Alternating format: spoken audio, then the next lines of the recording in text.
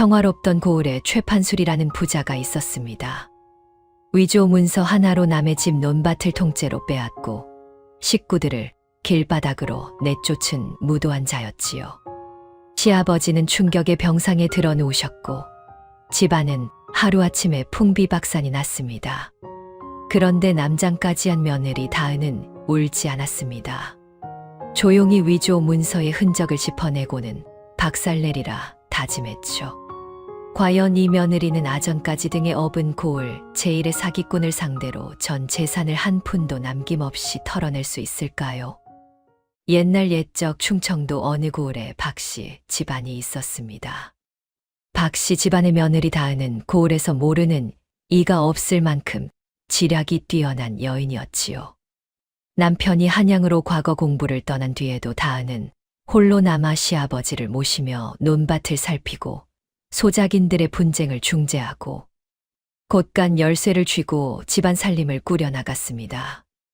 이웃 아낙네들은 혀를 내두르며 박서방은 팔자 좋아도 너무 좋다고 수군거렸고 시아버지 박노인은 그런 며느리를 볼 때마다 흐뭇한 미소를 감추지 못하였습니다. 그러던 어느 가을 낮이었습니다. 수확이 끝난 들판에 억새가 하얗게 흔들리고 곳간에는 햅쌀 향이 그득하던 그 평화로운 오후에 대문 밖에서 말발굽 소리가 요란하게 울려 퍼졌습니다. 말에서 내린 자는 이 고을에서 손꼽히는 부자 최판술이었으니 그 뒤로는 관청의 아전 서너시 거만하게 따라붙어 있었습니다. 다은은 부엌문 뒤에서 그 광경을 지켜보며 두 눈을 가늘게 좁혔습니다. 풍채 좋은 최판술의 얼굴에는 겨울서리 같은 냉기가 감돌았고 아전들은 팔짱을 낀 채 마당 안을 느릿느릿 훑어보고 있었습니다. 어딘가 심상치 않은 냄새가 가을바람에 섞여왔습니다. 최판술은 소매 안에서 두툼한 문서 하나를 꺼내 박노인 앞에 내밀었습니다. 영감, 이게 무엇냐고 묻지 마시오. 영감 어른이 몇 해 전에 내게 종자돈을 빌린 장부요. 박노인은 허둥지둥 문서를 받아들었습니다. 최판술에게 돈을 빌린 일이 있긴 하였으나 그 금액은 얼마 되지 않는 것으로 이미 오래전에 갚았다고 여기고 있었습니다. 노인의 손이 가느다랗게 떨렸습니다. 부엌문 뒤에서 조용히 지켜보던 다은은 방으로 들어가 집안의 옛 문서를 꺼내 들었습니다. 그리고 최판술이 내민 문서와 나란히 펼쳐 비교하기 시작하였습니다. 첫눈에는 똑같아 보였습니다. 도장도 날짜도 글씨체도 그럴싸하였습니다. 그러나 다은의 눈이 한 곳에서 멈추었습니다. 문서 가장자리 여백에 아주 희미하게 종이를 긁어낸 흔적이 남아 있었습니다. 한쪽 귀퉁이의 먹빛이 다른 곳보다 살짝 엷었고 인주의 번진 방향이 미묘하게 어색하였습니다. 종자돈 빌린 장부가 아니었습니다. 누군가 교묘하게 글자 몇 자를 지우고 고쳐 쓴 흔적이었으니 그 문서는 박씨 집안의 논밭 전체를 최판술에게 넘긴다는 토지 매매 계약서로 둔갑해 있었습니다. 다은의 입술이 굳게 다물렸습니다. 손끝이 싸늘해졌습니다. 최판술은 능글맞게 웃으며 아전들에게 눈짓을 하였습니다. 아전들은 미리 짜고 온 듯 거침없이 방마다 들어서며 세간을 마당으로 내다 놓기 시작하였습니다. 박노인이 이게 무슨 짓이냐 며 몸으로 막아서려 하였으나 아전 하나가 노인의 팔을 거칠게 붙잡았습니다. 영감, 관청이 증명하는 문서에 시비를 거시겠소. 그러다 괜한 죄만 뒤집어 쓰실 것이요. 마당에는 수십 년 박씨 집안이 일구어 온 살림살이들이 낱낱이 쌓여갔습니다. 배틀, 뒤주, 씨앗을 담은 독, 선대로부터 물려받은 제기까지. 마을 사람들이 멀찍이서 그 광경을 바라보았지만 아무도 나서지 못하였으니 아전들의 눈초리가 주위를 날카롭게 훑고 있었기 때문입니다.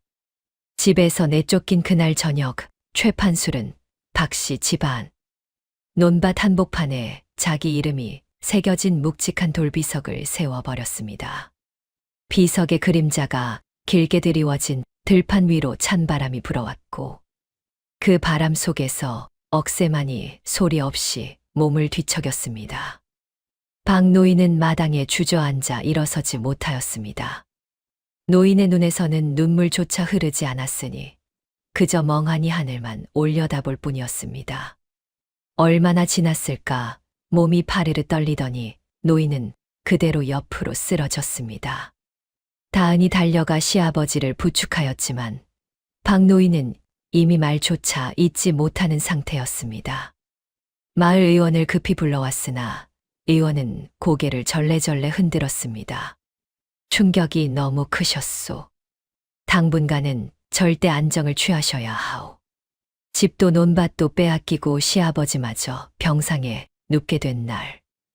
박씨 집 식구들은 이웃집 헛간 한 켠을 겨우 얻어 몸을 뉘었습니다.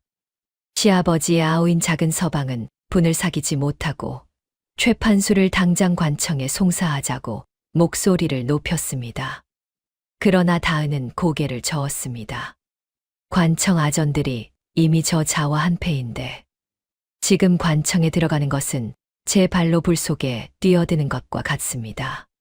작은 서방이 분을 사귀지 못하고 자리를 박차고 나간 뒤 다은은 헛간 구석에 홀로 앉아 최판술이 내민 위조 문서를 달빛에 비추어가며 들여다보았습니다. 종이의 결이 미세하게 두 겹으로 갈라진 것, 여백의 먹빛이 다른 부분과 다른 것, 인주의 번진 방향이 어색한 것. 다은의 눈은 밤이 깊어가는 줄도 모르고 그 흔적들을 하나하나 더듬어 나갔습니다. 날이 밝아올 무렵 다은의 눈빛이 처음으로 단단하게 굳었습니다. 오랫동안 타오르던 불씨가 마침내 제 모양을 찾은 것처럼 그 눈 속에서 무언가가 선명하게 자리를 잡았습니다. 송사는 하지 않겠습니다. 이튿날 아침 작은 서방이 다시 다그쳐 물었으나 다은의 대답은 한결같았습니다. 지금 송사를 벌이면 저자는 준비된 증인을 세우고 위조된 문서를 더 내밀 것입니다. 우리는 빈손이고 저자는 관청과 한 통속인이 맨몸으로 담장에 머리를 박는 격이지요. 다은은 어릴 적 버신 명월에게 조용히 심부름을 보냈습니다. 전하는 말은 짧았습니다. 장터에서 소문을 들어봐라. 최판술이 요즘 무엇에 눈독을 들이는지. 사흘이 채 되지 않아 명월이 돌아와 귀옛말을 전하였습니다. 들자하니 최판술이 요즘 금광이니 왕실 비자금이니 하는 말에 귀가 솔깃하다더라. 한양에서 내려오는 장사꾼들한테 거금을 집어주고 정보를 사들인다는 소문도 있고. 다은은 가만히 고개를 끄덕였습니다. 이미 넘치도록 가진 자일수록 더 큰 것 앞에서는 눈이 뒤집히곤 하였습니다. 최판술도 다를 바 없었습니다. 다은은 헛간 구석에 쭈그리고 앉아 땅바닥에 손가락으로 선을 그었습니다. 최판술을 단순히 관청에 고발하는 것으로는 아무것도 달라지지 않을 터였습니다. 그 자를 혼내주는 것만으로도 부족하였습니다. 다은이 원하는 것은 최판술이 빼앗아 간 것보다 더 많은 것을 빼앗기는 것. 그것도 제 발로 함정 속에 뛰어들어 한 푼도 남김없이 털리는 것이었습니다. 눈에는 눈, 이에는 이. 다은은 혼자 중얼거렸습니다. 헛간 틈새로 스며드는 아침 햇살이 다은의 볼을 환하게 물들이는 순간 그 입가에 처음으로 가느다란 미소가 걸렸습니다. 명월을 통해 흘러들어오는 소문은 날이 갈수록 구체적으로 모양을 갖추어 나갔습니다. 최판술은 단순히 부자에 만족하는 인물이 아니었습니다. 넓은 논밭도 웅장한 기와집도 고을 사람들의 굽신거림도 그에게는 이미 질려버린 것들이었습니다. 그 자가 진짜 눈독을 들이는 것은 따로 있었으니 바로 하룻밤 사이에 모든 것을 뒤집어 버릴 만한 일확천금이었습니다. 한양에서 내려온 어느 장사꾼이 왕실이 전란을 피해 묻어둔 비자금 창고 이야기를 흘리자 최판술이 거금을 건네며 정보를 사들였다는 것. 충청도 어딘가에 금맥이 있다는 말만 들으면 술자리를 박차고 일어난다는 것도 명월이 낱낱이 캐내어 왔습니다. 다은은 그 이야기를 들으며 눈을 감고 잠시 생각에 잠겼습니다. 탐욕이 깊은 자일수록 믿고 싶은 것만 믿는다는 것을 다은은 알았습니다. 제대로 된 미끼 하나만 던져주면 최판술은 스스로 낚싯바늘을 향해 뛰어들 것이었습니다. 문제는 그 미끼가 얼마나 그럴듯하냐였습니다. 다은은 다시 땅바닥에 손가락으로 선을 그었습니다. 이번에는 지도였습니다. 열흘 뒤 고을 장터에 낯선 사내가 하나 나타났습니다. 갓을 깊게 눌러쓰고 도포 자락을 날리며 장터를 천천히 거닐던 그 사내는 허리춤에 나침반 하나와 기다란 산도산 돌을 차고 있었습니다. 말투는 한양 억양이 섞여 있었고 눈매는 날카로우면서도 어딘가 신비로운 빛이 감돌았습니다. 장터 사람들이 힐끔힐끔 쳐다보자 그 사내는 무심한 듯 주막 한 켠에 자리를 잡고 앉아 사발 막걸리를 홀짝이기 시작하였습니다. 그 사내는 다은이었습니다.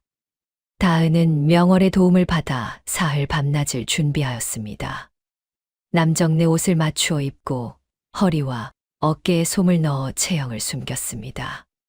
목소리는 평소보다 굵게 가라앉혔고 걸음은 느리되 무게가 실리도록 연습하였습니다. 변장을 마친 다은을 보고 명월조차 처음에는 알아보지 못하였을 정도였습니다. 주막에 앉아 막걸리를 마시는 동안 다은은 일부러 주위 사람들에게 들릴 만큼 혼잣말을 흘렸습니다. 이상하다. 분명히 이 일대 어딘가인데. 나침반을 꺼내 동서남북을 재고 산도를 펼쳤다 접었다 하면서 미간을 찌푸리기를 반복하였습니다. 장터 구경꾼 몇이 슬금슬금 다가와 어디서 오셨소? 하고 물으면 다은은 의미심장하게 입을 다물었다가 아주 천천히 입을 열었습니다. 한양에서 왔소.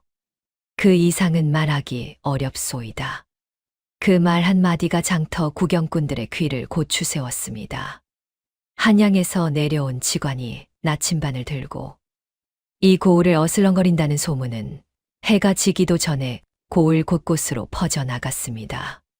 최판술의 귀에까지 닿는 데는 그리 오랜 시간이 걸리지 않았습니다. 소문은 입에서 입으로 옮겨 다닐수록 살이 붙고 뼈가 자라는 법이었습니다. 다은이 일부러 심어둔 이야기는 이러하였습니다. 임진왜란이 한창이던 시절 나라의 보물을 싣고 남쪽으로 내려가던 수송선 하나가 큰 홍수를 만나 육지로 떠밀렸다는 것. 그 배가 가라앉은 자리가 지금은 땅이 되었지만 그 아래로 수로가 여전히 흐르고 있다는 것. 그리고 그 수로가 지나가는 자리가 바로 이 고을의 논밭 한복판이라는 것이었습니다. 다은이 매수해둔 주막 주인은 손님들이 술잔을 기울일 때마다 목소리를 낮추어 이 이야기를 흘렸습니다. 내가 직접 들은 건 아니지만 한양 직관이 그 수로 위치를 찾으러 내려왔다는 말이 있대. 그 정도면 충분하였습니다. 나흘이 지나지 않아 그 수로가 지나가는 땅이 어느 땅인지 고을 사람들의 입방아에 오르내리기 시작하였습니다. 하필이면 그 땅은 최판술이 박씨 집안으로부터 빼앗은 바로 그 논밭이었으니 다은이 처음부터 그렇게 소문을 만들어 퍼뜨렸기 때문입니다. 최판술의 집에 그 소문이 닿았을 때 다은은 이웃집 헛간에서 조용히 눈을 감고 있었습니다. 최판술은 처음에는 코웃음을 쳤습니다. 그깟 보물선이 어디 논밭 밑에 묻혀 있다고. 허튼 소리도 분수가 있지. 그러나 이튿날 하인을 시켜 주막에 나가 알아보게 하였습니다. 하인이 돌아와 보고한 내용은 단순한 소문 이상이었습니다. 한양에서 내려온 직관이 나침반을 들고 박씨 집안 땅 주변을 서성이더라는 것, 무언가를 기록하고 있더라는 것. 그리고 아무도 모르게 땅을 파보더니 낡은 기와장 조각 하나를 주워 들고 가져갔다는 것이었습니다. 낡은 기와장 조각은 다은이 직접 골라 묻어둔 것이었습니다. 평범한 기와장이었으나 그 위에 다은이 손수 새긴 글자 몇 자가 있었으니 조선 초기 왕실 물자를 뜻하는 기호와 비슷하게 다은이 흉내낸 것이었습니다. 최판술의 눈빛이 흔들리기 시작하였습니다. 직접 그 직관을 만나야겠다는 생각이 든 그가 사람을 풀어 주막으로 보냈을 때 다은은 이미 그 자리에 없었습니다. 어제 저녁에 짐을 챙겨 자리를 떴다는 주막 주인의 말에 최판술의 눈이 커졌습니다. 사라진 직관, 땅에서 나온 기왓장, 보물선이 지나가는 수로. 하나하나는 별것 아닌 것 같았으나 세 가지가 한꺼번에 맞물리자 최판수의 머릿속에서는 이미 금은보화가 가득한 배 한 척이 선명하게 그려지고 있었습니다. 그날 밤 최판술은 잠을 이루지 못하였습니다. 뒤척이면 뒤척일수록, 눈을 감으면 감을수록 보물선은 더욱 크고 화려하게 그의 꿈속을 채워갔습니다. 보름이 지난 어느 날 다은은 다시 남장을 하고 고을 외곽의 한적한 주막의 모습을 드러냈습니다. 이번에는 먼저 최판술 쪽에서 사람을 붙여두고 있었습니다. 하인이 달려가 알리자 최판술은 채 저녁도 먹지 않고 직접 주막으로 나타났습니다. 다은은 자리에서 일어나려는 척하다가 최판술과 눈을 마주쳤고 잠시 무언가를 재보는 듯 침묵을 지켰습니다. 앉으시오. 어차피 당신이 뭘 알고 싶어 하는지 대충은 짐작하고 있소이다. 최판술은 얼른 자리에 앉으며 목소리를 낮추었습니다. 다은은 느긋하게 막걸리 한 모금을 들이키더니 나침반을 꺼내 탁자 위에 올려놓았습니다. 이 고을수로는 내가 10년 동안 추적해온 것이오. 문헌도 있고 지세 계산도 끝났소. 내 말이 맞다면 그 수로 아래엔 적어도 수만 양어치의 왕실 보물이 잠들어 있을 것이오. 최판술의 숨소리가 가빠졌습니다. 다은은 그것을 느꼈으나 짐짓무심한 얼굴을 유지하며 말을 이었습니다. 그런데 문제가 있소. 그 수로가 지나가는 땅이 한 사람 소유가 아니란 말이오. 이 땅도 저 건너 땅도 각각 다른 주인이 있으니 한 사람이 독차지하려면 그 일대를 통째로 가지고 있어야 한다는 얘기요. 그 말이 떨어지는 순간 최판술의 눈 속에서 무언가가 번쩍 빛났습니다. 자신이 이미 박씨 집안의 땅을 손에 넣었다는 것을 떠올린 것이 분명하였습니다. 그러나 그것만으로는 부족하였습니다. 보물선이 지나가는 수로 전체를 독차지하려면 그 주변 땅들까지 모조리 자기 것으로 만들어야 하였습니다. 최판술은 집으로 돌아가는 길에 이미 머릿속으로 계산을 시작하고 있었습니다.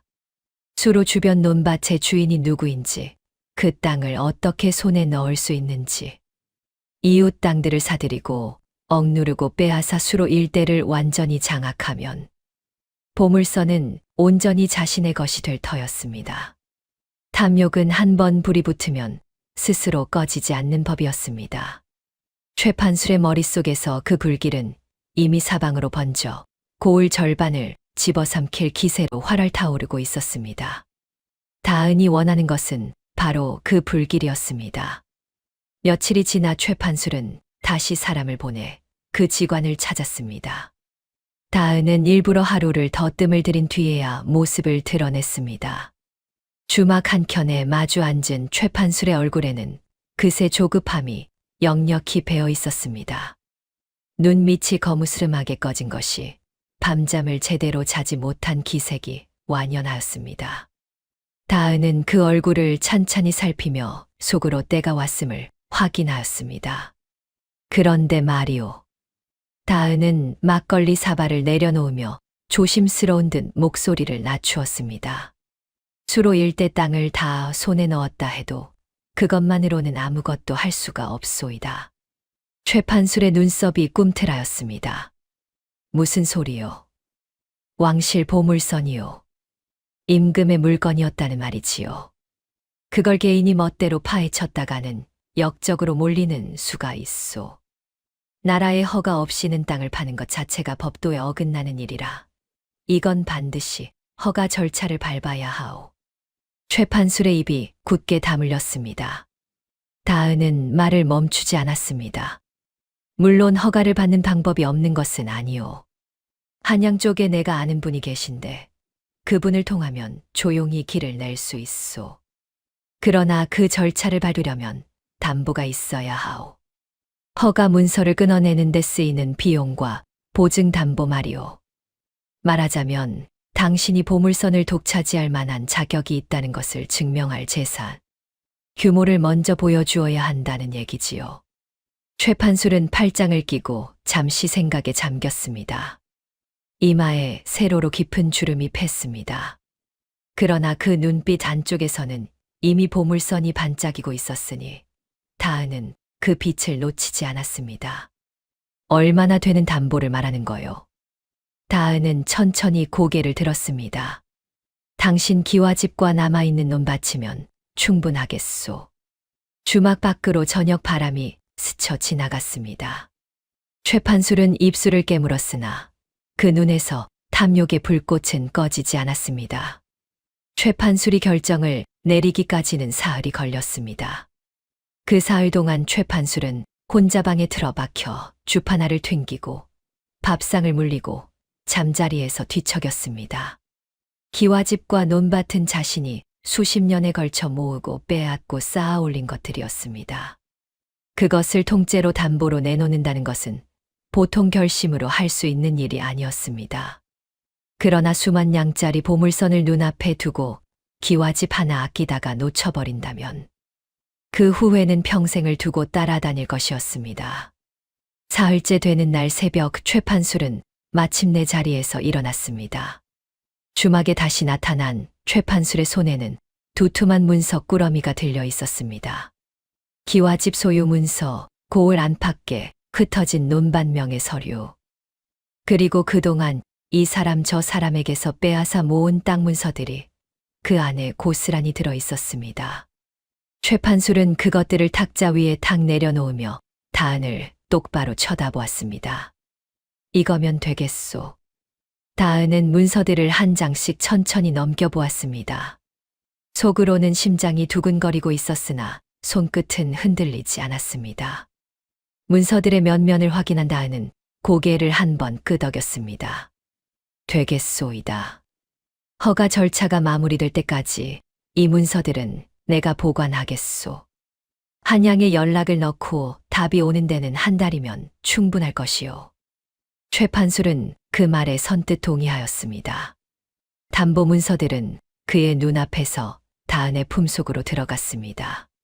최 판술은 씩 웃으며 일어섰습니다. 보물선을 독차지하는 날이 한 달 뒤로 다가왔다고 생각하였을 것입니다. 그가 주막 문을 나서는 뒷모습을 바라보며 다은은 비로소 조용히 눈을 내리깔았습니다. 문서들은 이미 이 순간부터 최 판술의 것이 아니었습니다. 그날 밤 다은은 명월과 함께 이웃 고을에 사는 서찰 장인 노인을 찾아갔습니다. 그 노인은 젊은 시절 관아의 서리로 일하다가 억울하게 쫓겨난 뒤 낙향하여 살고 있었는데 문서를 꾸미는 솜씨가 어느 아전 못지않았습니다.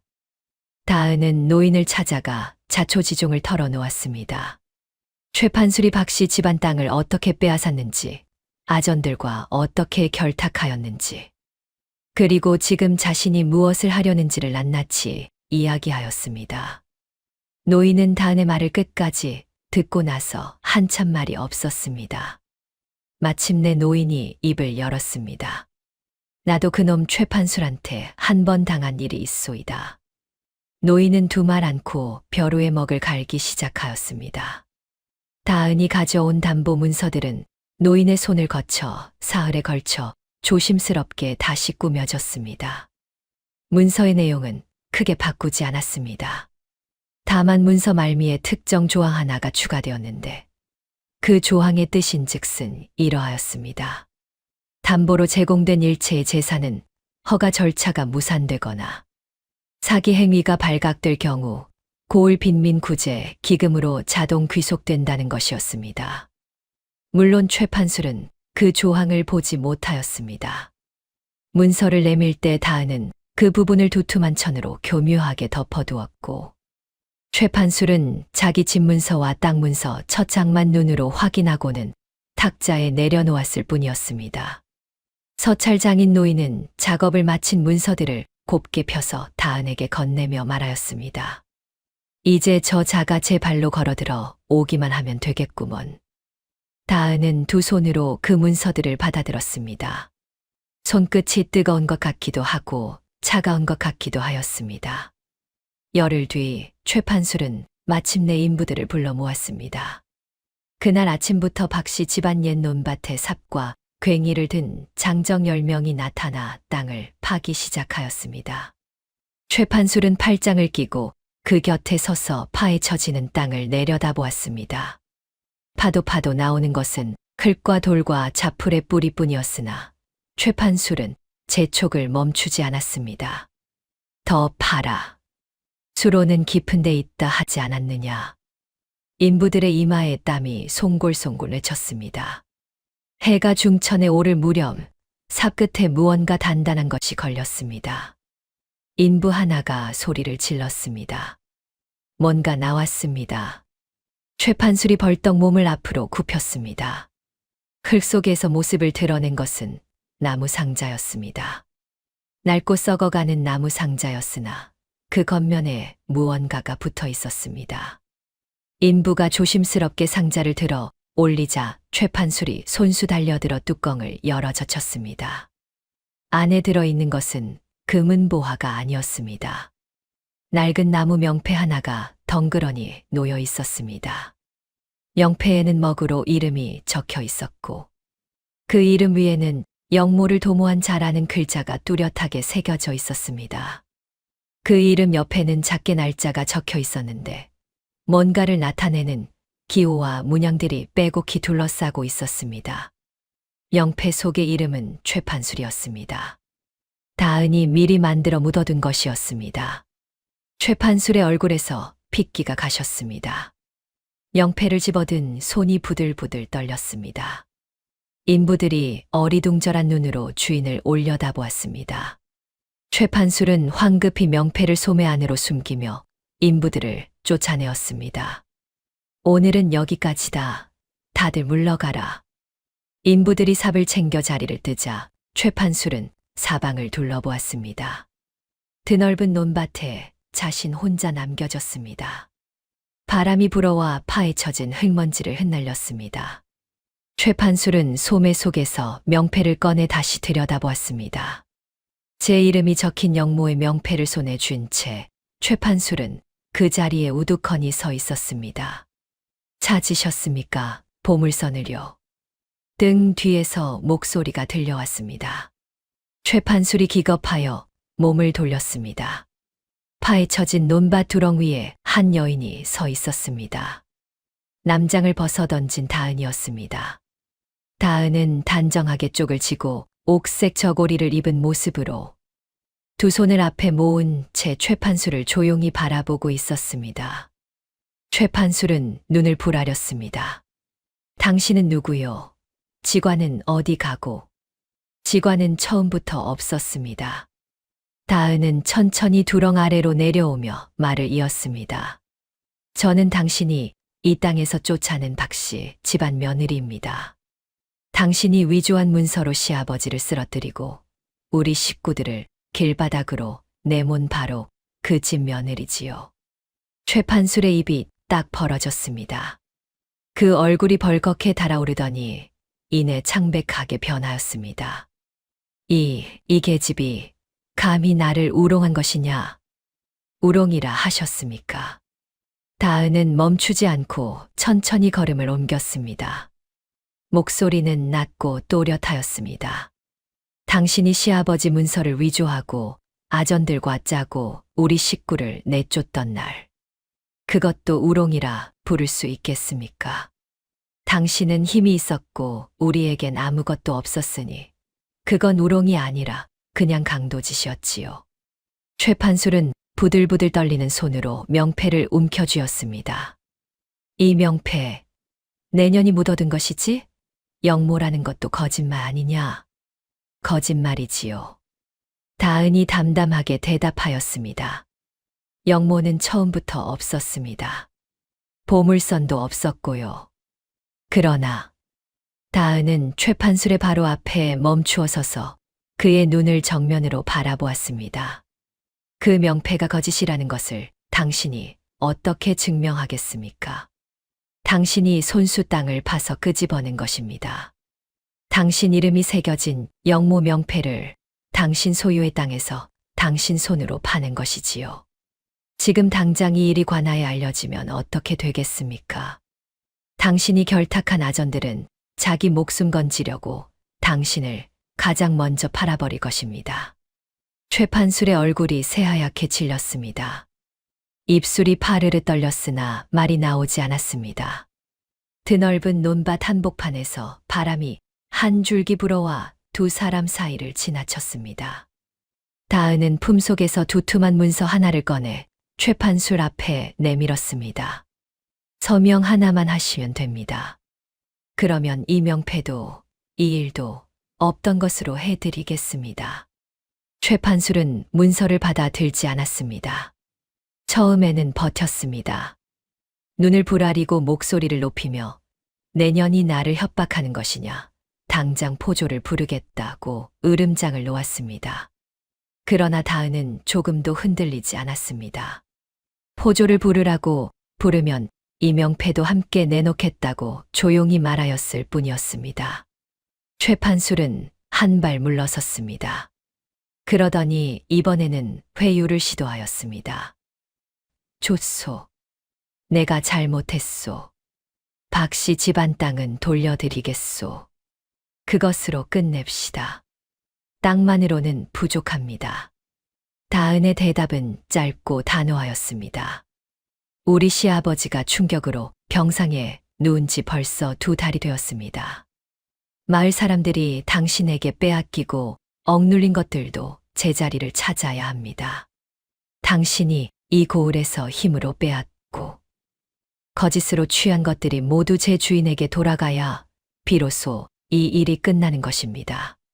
최판술의 이마에 식은땀이 맺혔습니다. 문서를 다시 한번 들여다보았으나 법문을 모르는 그로서는 그 안에 담긴 조항들을 다 헤아릴 수가 없었습니다. 다만 자기 이름이 적힌 영모 명패가 세상 밖으로 나가는 것이 두려웠습니다. 아전들이 자신을 버릴 것이라는 다은의 말이 귓속에서 떠나지 않았습니다. 실제로 그 아전들의 속내를 최판술은 누구보다 잘 알고 있었습니다. 돈이 되면 붙고 위험해지면 떠나는 자들이었습니다. 결국 최판술은 손을 떨며 벼루 앞에 앉았습니다. 인주를 찍은 엄지손가락이 문서 아래쪽을 향해 내려갔습니다.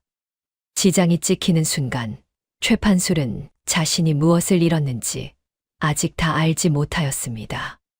다은은 문서를 거두어 품에 넣으며 가볍게 고개를 숙였습니다. 현명한 결정을 하셨습니다. 논밭 위로 저녁 노을이 길게 깔렸습니다. 이튿날 아침 최판술은 자신의 기와집 대문 앞에서 걸음을 멈추었습니다. 대문에 관아의 봉인이 붙어 있었습니다. 이게 무슨 일이냐? 헐레벌떡 달려온 하인이 벌벌 떨며 고하였습니다. 나으리, 어젯밤에 문서 여러 장이 관아에 접수되었다 하옵니다. 나으리의 재산 일체가 고을 빈민 구제 기금으로 귀속된다는 조항이 담긴 담보 문서들이라 하옵니다. 최판술의 뇌리에 번개가 치는 것 같았습니다. 손이 벌벌 떨리며 어젯밤 자신이 지장을 찍은 문서를 떠올렸습니다. 그 두툼한 문서 꾸러미 안에 그런 조항이 들어 있었다는 것을 그는 미처 알지 못하였습니다. 아니, 알려 하지 않았습니다.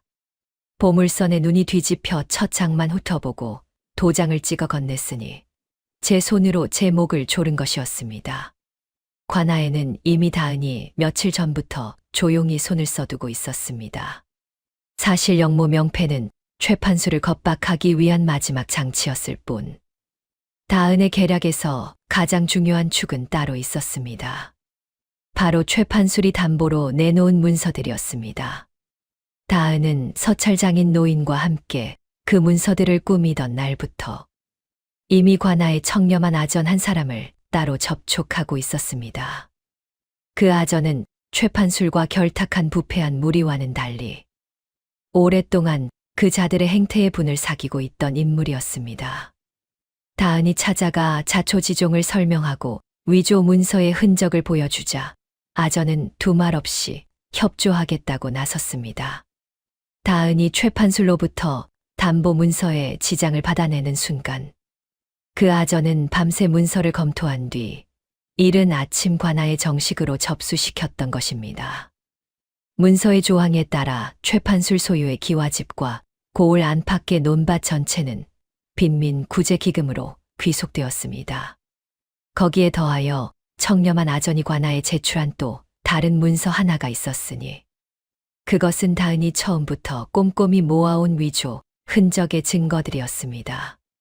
박씨 집안 땅 문서가 어떻게 변조되었는지, 종자돈 장부가 어떻게 토지 매매 계약서로 둔갑하였는지를 낱낱이 기록한 문서였습니다. 최판술과 결탁하였던 아전들도 그날 아침 하나둘 포박되어 관아로 잡혀 들어갔습니다.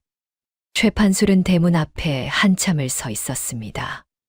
대문을 열어보려 하였으나 봉인된 문은 꼼짝도 하지 않았습니다. 사방을 둘러보았습니다. 하인들은 이미 짐을 챙겨 자리를 피하고 있었고 이웃집에서는 사람들이 담 너머로 고개를 빼꼼 내밀고 구경하고 있었습니다. 최판술은 그제야 비로소 깨달았습니다. 보물선도, 직관도, 영무명패도 모든 것이 처음부터 자신을 이 자리로 끌어내기 위한 판이었다는 것을. 탐욕이 눈을 가리지 않았더라면, 조금만 더 꼼꼼히 살폈더라면 이미 여러 번 낌새를 눈치챌 수 있었을 것이었습니다. 그러나 사람은 믿고 싶은 것만 보는 법이었고 최판술은 누구보다 철저하게 그 법칙대로 살았습니다. 대문 앞에서 넋을 잃고 서 있는 최판술의 귓가로 멀리서 달구는 소리가 한 번 크게 울려 퍼졌습니다. 그날 오후 최판술은 봉인된 대문 앞에서 쫓겨났습니다. 관아에서 나온 아전 둘이 무표정한 얼굴로 최판술의 팔을 양쪽에서 잡아 대문 밖으로 이끌었습니다. 최판술은 고함을 질렀습니다. 억울하다고, 이게 무슨 법이냐고, 자신이 어떤 사람인지 아느냐고 버둥거렸습니다. 아전들은 말이 없었습니다.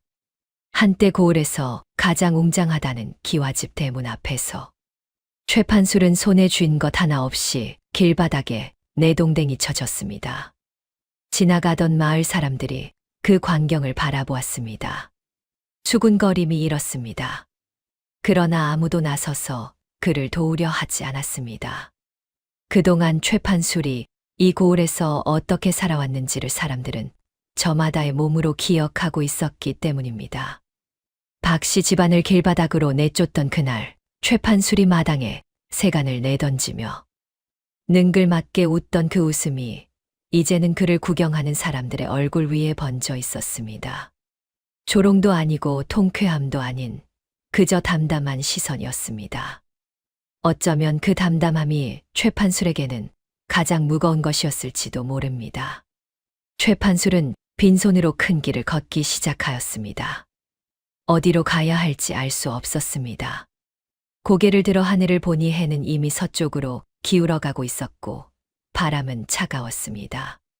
수십 년을 살아온 고을의 길이 이토록 낯설게 느껴진 것은 그날이 처음이었습니다. 한참을 걸은 최판술은 장터 어귀에서 발을 멈추었습니다. 탁자 위에 엎드려 잠든 주막 주인이 보였습니다. 최판술은 한때 이 주막에 앉아 막걸리를 마시며 이 고을에서 가장 힘센 자가 바로 자신이라고 여겼던 시절을 떠올렸습니다. 그 시절은 이제 없었습니다. 박씨 집안에 재산이 돌아왔습니다. 빼앗겼던 논밭이 되돌아오고 최판술이 그동안 모아 쌓은 재산의 상당 부분이 빈민 구제 기금을 통해 고을 이곳저곳으로 흘러들어갔습니다. 오랜 세월 최판술에게 땅을 빼앗기고 빚에 눌려 살던 소작인들이 제 몫을 되찾았습니다. 관아의 청렴한 아전이 주도하여 억울하게 작성된 계약서들을 하나씩 정리하였고 그 과정에서 다은이 꼼꼼하게 모아둔 증거 문서들이 결정적인 역할을 하였습니다. 박 노인은 병상에서 소식을 전해 들었습니다. 다은아. 노인은 며느리의 손을 꼭 쥐었습니다. 한동안 말을 잇지 못하더니 눈가에 주름이 더 깊어지도록 눈을 가늘게 접으며 고개를 끄덕였습니다. 그것으로 충분하였습니다. 다은은 시아버지의 손을 두 손으로 감싸 쥔 채 아무 말도 하지 않았습니다. 고을 사람들은 이 일을 오래 이야기하였습니다. 관아에도 못당해 내던 부자를 손 하나 크게 움직이지 않고 털어낸 여인. 비석까지 세워가며 남의 논밭을 빼앗아간 자를 꼼짝없이 알거지로 만들어버린 며느리. 장터에서 남장을 하고 직관 행세를 하던 이야기. 보물선 소문을 퍼뜨린 이야기. 영모 명패를 땅에 묻어두었던 이야기들이 술자리마다 오르내렸습니다. 박씨 집 며느리 다은이는 보통 여인이 아니야. 어른들은 혀를 내두르며 말하였고 아낙네들은 눈을 빛내며 고개를 끄덕였습니다. 언제부터인가 고을 사람들은 다은을 여장부라고 불렀습니다. 다은은 그 말을 들을 때마다 손사래를 쳤습니다. 여장부가 무슨 여장부입니까? 빼앗긴 것을 되찾아온 것뿐인데요. 그 말을 들은 명월은 피식 웃음을 터뜨렸습니다. 그러게 말이야. 빼앗긴 것을 되찾으러 가면서 저쪽 창고까지 통째로 들고 온 여인이 어디 흔하겠어. 다은은 볼을 붉히며 명월을 나무랐으나 입가에는 웃음이 걸렸습니다. 되찾은 논밭에는 이듬해 봄 모가 곱게 심어졌습니다. 파릇파릇하게 줄을 맞추어 서 있는 모 사이로 물이 찰랑거리며 흘렀고 그 위로 볕이 내리쬐었습니다. 다은은 두렁에 서서 그 풍경을 한참 바라보았습니다. 이제야 제자리를 찾은 것들이 봄볕 아래 반짝거렸습니다. 여름이 깊어갈 무렵 다은은 장터 어귀에서 최판수를 보았습니다. 한때 비단 도포를 차려입고 아전들을 거느리며 거들먹거리던 그였습니다. 지금 그 앞에 있는 것은 때가 껴 얼룩진 호적삼 하나뿐인 노인이었습니다. 허리가 굽어 있었고 손에는 낡은 바가지를 들고 있었습니다. 장터를 오가는 사람들에게 그 바가지를 내밀었으나 발길을 멈추는 이는 없었습니다. 어떤 이는 못 본 척 고개를 돌렸고 어떤 이는 슬쩍 눈길을 주다가 이내 발걸음을 빨리 하였습니다. 다은은 그 자리에 잠시 서 있었습니다.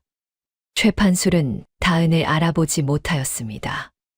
눈이 풀린 채 그저 오가는 사람들의 발끝만 바라볼 뿐이었습니다. 한때 이 고을 사람들의 삶 위에 군림하던 자가 이제는 그 사람들의 발끝조차 올려다보는 신세가 되어 있었습니다. 다은은 옛말 한 자락을 떠올렸습니다. 남의 눈에 피눈물 흘리게 한 자, 제 눈에선 피고름이 난다. 말은 그러하였으나 최판술의 그 모습이 통쾌하지는 않았습니다. 분이 풀린 것도 아니었고 가슴이 시원해지는 것도 아니었습니다. 그저 오래되고 무거웠던 무언가가 조용히 내려앉는 느낌이었습니다. 모진 겨울이 지나고 봄이 왔을 때 그 봄이 특별히 기쁘기보다는 그냥 따뜻하게 느껴지는 것과 같았습니다. 다은은 걸음을 옮겼습니다. 장터를 지나 논밭 두렁길로 접어들었습니다. 한여름 볕이 내리쬐는 들판에는 벼들이 키를 올리며 바람에 일렁이고 있었습니다. 소작인 영감 하나가 두렁 끝에서 다은을 보고는 허리를 굽혀 인사하였습니다. 마님, 올해 벼 상태가 아주 좋습니다요. 다은은 걸음을 멈추고 그 말을 들으며 논을 내려다보았습니다. 초록빛 벼 이삭들이 바람결에 한꺼번에 몸을 뉘었다가 다시 일어섰습니다. 그 물결이 논 끝에서 끝까지 고르게 번져 나갔습니다. 다은의 입가에 미소가 걸렸습니다. 억지로 만들어낸 미소가 아니었습니다. 길고 긴 싸움 끝에 빼앗겼던 것들이 제 자리로 돌아온 뒤에 그 자리에 새로운 것들이 뿌리를 내리는 것을 보면서 저절로 새어나오는 미소였습니다. 올해 추수가 끝나면 마을 어르신들 모두 모셔서 한상 차리겠습니다. 다은은 소작인 영감에게 말하고는 다시 두렁길을 걷기 시작하였습니다. 발 아래로 흙이 밟히고 바람이 불어와 귀밑머리를 간지러 폈습니다. 들판 너머로 구름이 천천히 흘러갔습니다. 힘으로 빼앗는 자는 힘이 다하는 날 모든 것을 잃습니다. 그러나 지략으로 지키는 자는 잃었던 자리에 더 단단한 것을 세웁니다. 다은은 그 진리를 책에서 배운 것이 아니었습니다. 헛간 한 켠에서 밤새 위조 문서를 들여다보던 그 밤부터 남장을 하고 장터 주막에 앉아 막걸리를 홀짝이던 그 시간들 속에서 온몸으로 익혀낸 것이었습니다. 다은의 발걸음이 논두렁 위에서 가볍게 이어졌습니다. 벼 이삭들이 그 뒤로 다시 한번 바람에 몸을 뉘었습니다. 영상 시청 끝까지 해주셔서 감사합니다. 좋은 하루 되세요.